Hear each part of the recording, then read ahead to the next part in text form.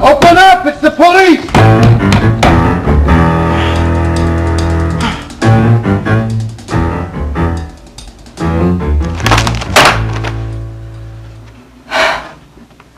What a fool I was to get mixed up with that man in the first place. Now what?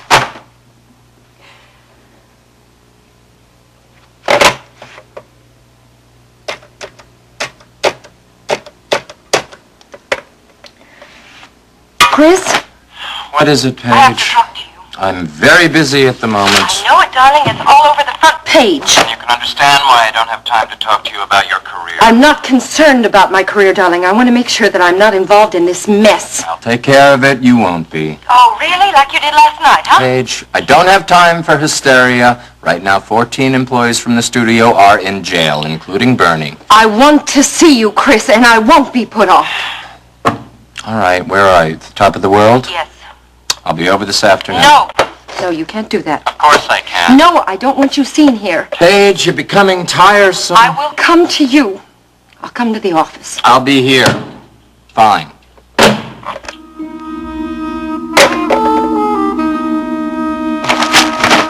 The police aren't going to hold a press conference? Oh, all right.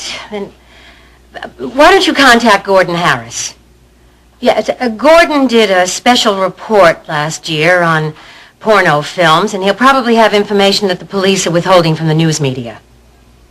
Yes. Now, be careful about naming names. We don't need any lawsuits. Yeah, well, just contact me first. Okay.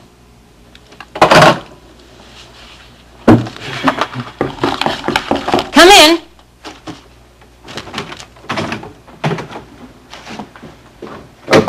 Pardon the interruption, but your secretary wasn't at her desk. She's in the newsroom. May I help you?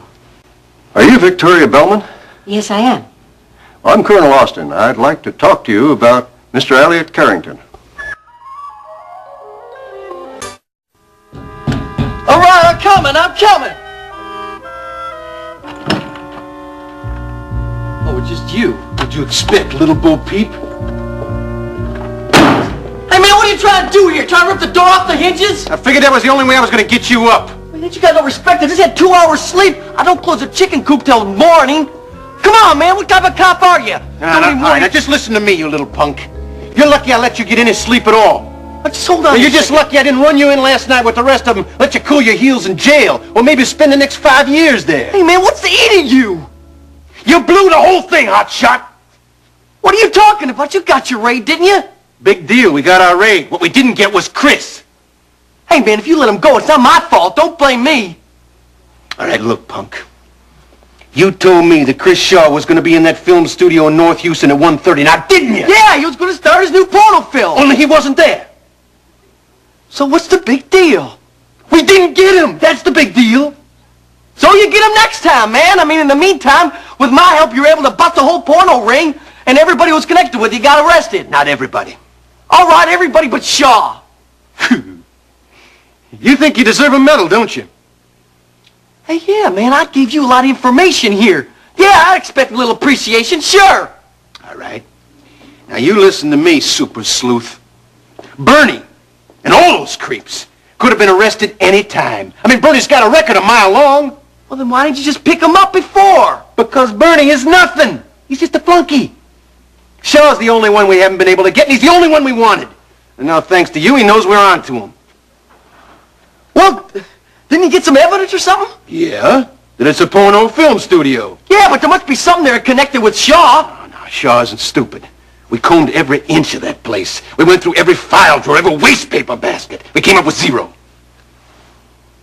Well, maybe Bernie will squeal. Are you kidding me? Shaw's probably got 20 fat cat lawyers getting him off right now. All right, I get your point. So my inside information didn't help you none, but what am I supposed to do about that now, huh? Nothing. What? Just, please, don't do us any more favors, okay? Oh, yeah, sure, I get it. Oh, listen, another little suggestion. Shaw wasn't born yesterday. Right now, he's trying to put 2 and 2 together and figure out who set him up. Hey, you don't think you can tell that it was me, do you? Well, if I were you, I wouldn't walk down any dark alleys.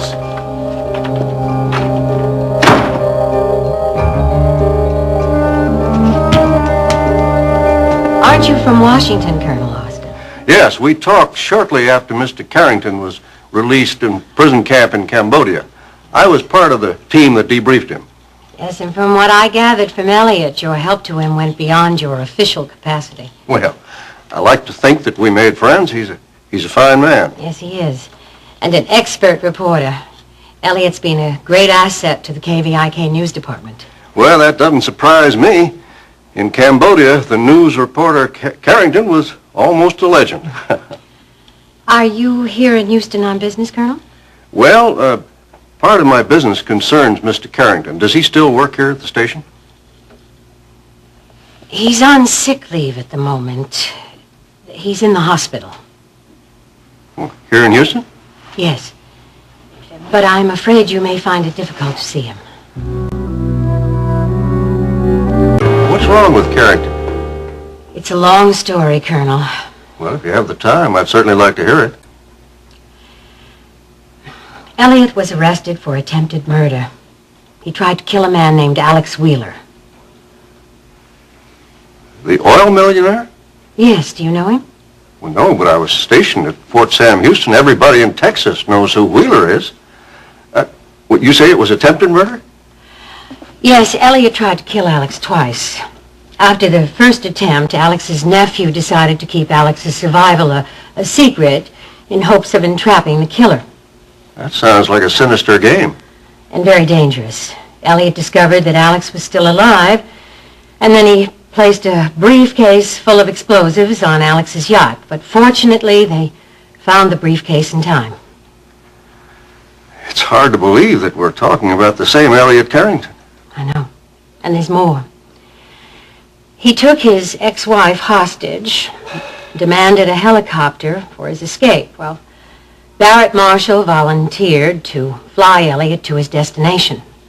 Did his ex-wife go along? No, he released her, but the helicopter crashed in the swamp, and no one except Barrett and Elliot know why. And that's how Elliot ended up in the hospital? Yes, both Barrett and Elliot were injured in the crash. But what prompted Elliot to attempt murder? His stated reasons were that Alex was trying to destroy his family. But he was divorced from that woman years ago. But Elliot insisted that Alex was trying to take away his son. Well, is that true? I don't know, Colonel. Well, obviously his POW camp experience played some part in this. I'm sure I contributed to Elliot's stress by offering him this job so soon after his release. Well, you can't blame yourself. No one could have known. No. Elliot is under guard at the hospital. Well, is he rational? Yes, but he remembers very little about what's happened and what he did, and so you must be very careful when you talk with him. Well, I just wonder if I'll be allowed to see him. Well, my husband is Elliot's attorney, and I'll ask him to talk to the DA for you. Of course, you'll also have to get Dr. De Silva's permission. Yes. Elliot's such a fine man. I just hope I can be of some help to him. I hope so, too. Well, thanks for taking the time to talk to me. And as soon as I reach my husband, I'll make the arrangements for you. All right. Well, I'll check with you later then. And right now I'm going out to the Marshall Ranch to see Barrett Marshall.